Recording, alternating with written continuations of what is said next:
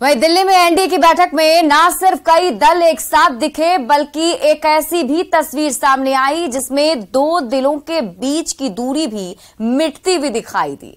ये तस्वीर है केंद्रीय मंत्री पशुपति पारस और उनके भतीजे चिराग पासवान की, जो हम आपको आपके टीवी स्क्रीन पर दिखा रहे हैं।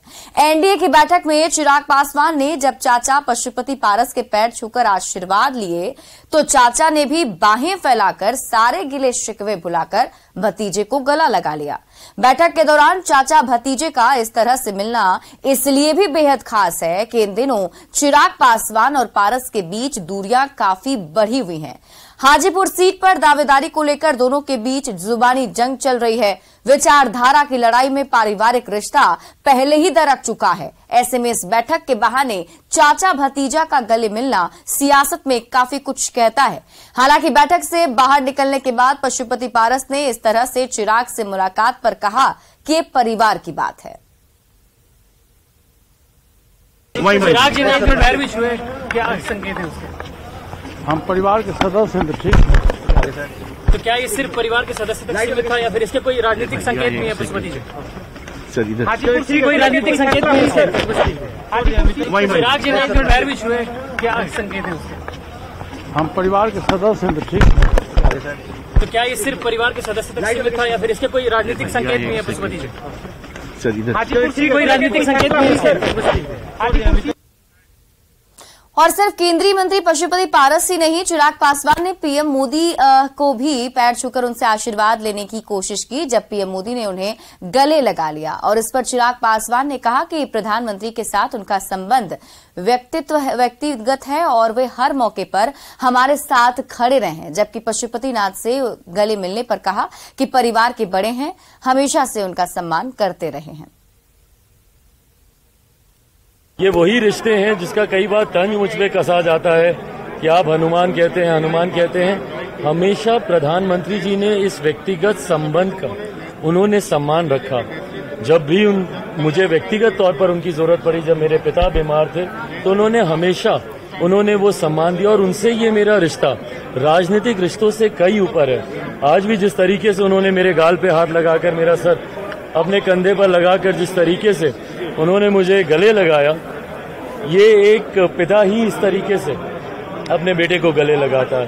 तो कहीं ना कहीं उनके साथ ये संबंध है जिसको उन्होंने भी हमेशा निभाया और मैं भी निभाता हूँ। बात तो मैंने उन्हें अपना पिता माना ही था, पर हाँ, जिस तरीके से उन्होंने मेरे बारे में, मेरे परिवार के बारे में जिस तरीके से उन्होंने बातें कही और हाल अभी तक भी जिस तरीके से वो कहते हैं, मैंने हमेशा इस बात को कहा है कि परिवार के बड़ों को ही पारिवारिक विषयों पर फैसले करने हैं।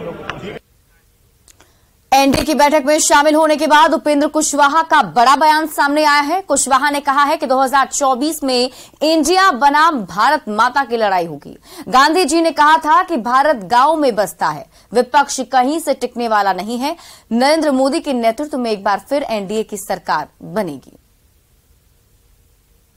प्रधानमंत्री जी के नेतृत्व में देश सशक्त हुआ है। आगे भी प्रधानमंत्री नरेंद्र मोदी जी के नेतृत्व में मजबूती से एनडीए चुनाव लड़ेगा और अगली सरकार फिर से बनेगी। इस बात का संकल्प हम सब लोगों ने मिलकर लिया। एनडीए वर्सेस इंडिया हो गया है। इंडिया नाम रखने से गठबंधन का कुछ फायदा होगा? कुछ भी नहीं भैया, देखिए, अब भारत माता बनाम इंडिया की लड़ाई होगी। भारत माता का मतलब है कि देश, गांधी जी ने कहा कि गांव में बसता है, देश की आत्मा गांव में बसती है, वह भारत है। वहीं एनडीए की बैठक के बाद जीतन राम मांझी का भी बड़ा बयान सामने आया। मांझी ने कहा कि 2024 के चुनाव में एनडीए का 400 सीट पर जीतने का लक्ष्य है। देश विदेश में भारत का डंका बज रहा है, पीएम मोदी से बेहतर नेतृत्व नहीं है।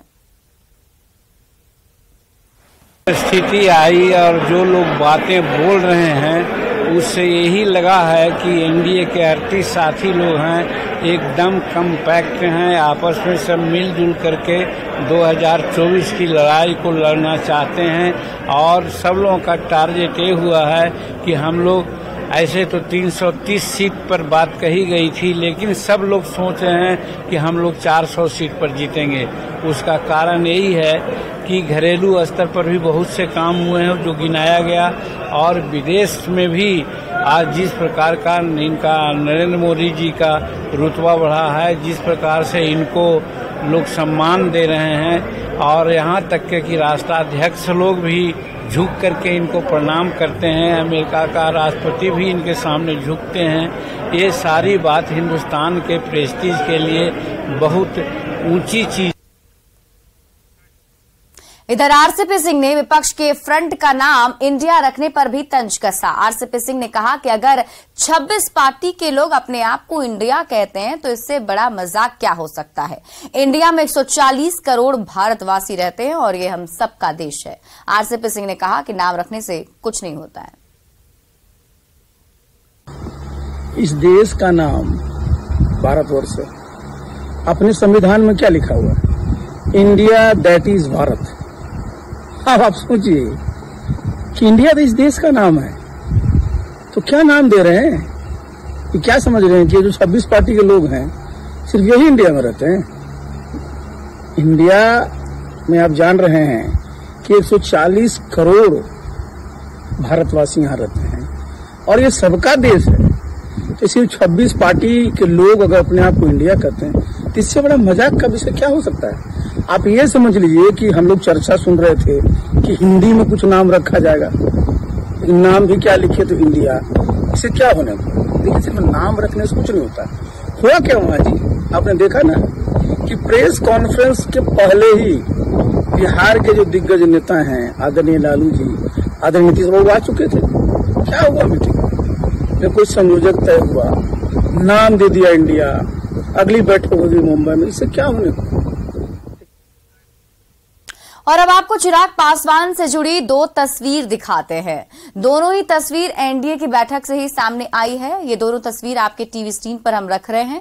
पहली तस्वीर जिसमें चिराग पासवान ने पीएम मोदी के पैर छुए तो पीएम मोदी ने चिराग को अपने गले से लगा लिया, और वहीं दूसरी तस्वीर चिराग ने जब चाचा के पैर छुए तो चाचा पशुपति पारस ने भी चिराग को गले लगा लिया।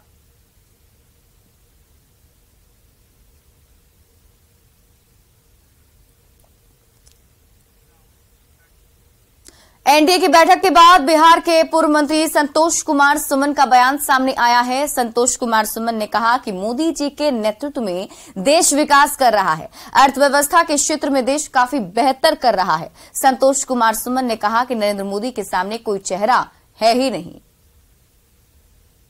और विश्वास दिलाए कि हम आने वाला 5 साल में भी देश को और आगे ले जाएंगे। आज हम पांचवीं अर्थव्यवस्था में 5वें नंबर पर हैं। अगले 5 साल में हम 3रे नंबर पर देश को ले जाएंगे। चुनौती आप लोग मानते हैं नीतीश कुमार? नहीं, कर रहे हैं। कोई चुनौती नहीं है। कोई नकल करने से कुछ नहीं होता। एनडीए को इंडिया बना दीजिए, लेकिन जहां पर लीडर है, एक नरेंद्र मोदी जी के लाइक एक लीडर है, हम समझते हैं कोई नहीं है, दूसरा कोई नहीं है, इसलिए कुछ भी नाम दें उससे कोई फर्क नहीं पड़ने वाला।